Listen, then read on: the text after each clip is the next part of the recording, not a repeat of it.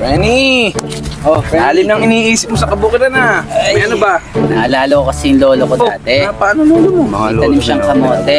Oh. Nakahukay siya, sinlaki ng kotse. Kasi laki ng kotse.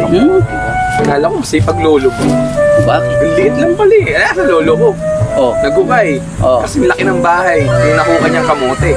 Sabi naman ang klaseng kamote yan. Yan ang masipag talaga, di ba? Ay, mga Frenny. Siya tayo. Daming langga. Oh. Paano ka? Narinig ko doon.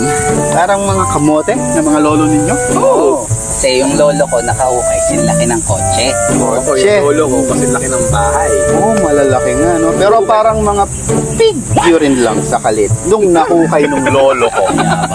Yabang naman ito. Lolo ko nagukay. Oh. Nangahukay ng palayok. Oh, palayok.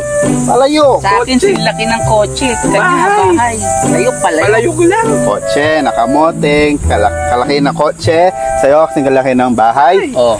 Yung palayok ng lolo ko, doon nilagay yung mga nahukay ng lolo mo tsaka lolo mo at niluto ng lolo ko yung mga kamote nyo. Mga kamote, mga lolo nyo. Anak ka ng pu. Anak ka ng pu.